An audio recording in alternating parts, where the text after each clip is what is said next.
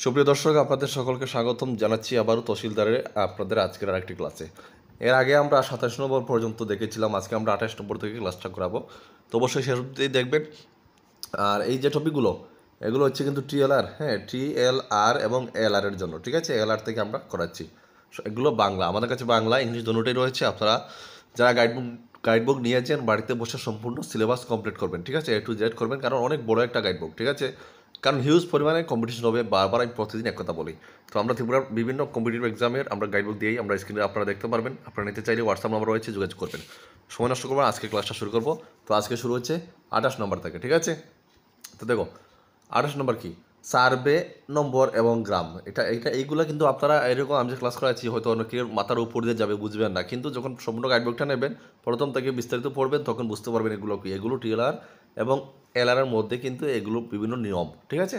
আচ্ছা, সার্ভে নম্বর এবং গ্রাম হচ্ছে, দেখো, এই আইনের অধীনে এই পক্ষে প্রণীত বিধি সাপেক্ষে জরিপ কর্মকর্তা হতে পারেন, যেমন যে জমিগুলিতে রাজস্ব জরিপ গুলিতে বিস্তৃত হয়েছে এবং গ্রামগুলিকে প্লট এবং জরিপ নম্বরগুলিতে বিভক্ত করুন, হ্যাঁ, করা হয়েছে। এবং এবং দেখো, আবার 2 নম্বর রাখা হয়েছে, বিদ্যমান গ্রাম এবং জরিপ নম্বরগুলিকে স্বীকৃতি দিন, তাদের পুনর্গঠন করুন বা নতুন জরিপ নম্বর তৈরি করুন। তো এটা অর্থ হচ্ছে সার্ভে নম্বর এবং গ্রাম যেটা, এটা হচ্ছে এই এই কাজ, ঠিক আছে? এই কাজ, এইগুলো তাদের কাজ, ওকে?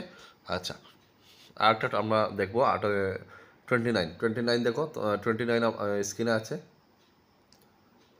জরিপ নম্বরগুলিকে উপবিভাগে ভাগ করা, যেমন জরিপ কর্মকর্তা নির্ধারিত পদ্ধতিতে জরিপ নম্বরগুলিকে যতগুলি উপবিভাগে প্রয়োজন হতে পারে উপবিভক্ত করতে তিনি কিন্তু পারেন, ঠিক আছে? তো প্রশ্ন আসতে পারে আপনাদের, যেহেতু শর্ট কোয়েশ্চেন এভাবে আসতে পারে যে জরিপ নম্বরগুলিকে উপবিভাগ কর্মকর্তা কত ভাগে ভাগ করতে পারেন, এরকম আসতে পারে। তো এরকম আপনাদেরকে আনসারটা দিতে হবে।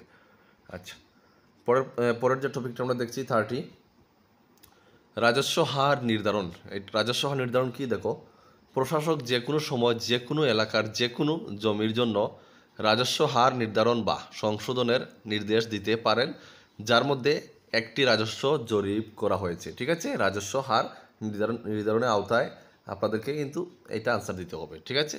আচ্ছা, তো আজকের বন্ধুরা লাস্ট টপিক 31, ঠিক আছে? আজকের লাস্ট এটা দেখুন, পরিসংখ্যান এবং রাজস্ব রেকর্ড প্রস্তুত করা, যেটা হচ্ছে ভূমি রাজস্বের বন্দোবস্ত তৈরি বা সংশোধন করার সময় জরিপ কর্মকর্তা বা সেটেলমেন্ট অফিসারের দায়িত্ব হবে সেটেলমেন্ট রেজিস্টার নামে একটি রেজিস্টার প্রস্তুত করা, প্রতিটি জরিপ নম্বরের এলাকা এবং মূল্যায়ন দেখানো, অন্যান্য বিবরণ যা নির্ধারিত হতে পারে এবং প্রশাসক দ্বারা সময়ে সময়ে করা হতে পারে, এই ধরনের আদেশ অনুযায়ী অন্যান্য রেকর্ড, ঠিক আছে? তো এই হচ্ছে পরিসংখ্যান এবং রাজস্ব রেকর্ড করা। তো এগুলো আপনারা যদি সম্পূর্ণ সিলেবাস না নেন, অনেক বড় গাইডবুক, বারবার বলছি, হ্যাঁ।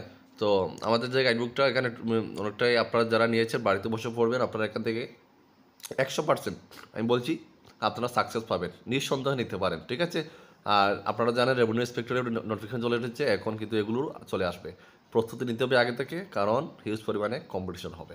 ঠিক আছে বন্ধুরা, ক্লাসটা শেষ করলাম, দেখা হচ্ছে নেক্সট ভিডিওতে। জয় হিন্দ, জয় ভারত, বন্দে মাতরম।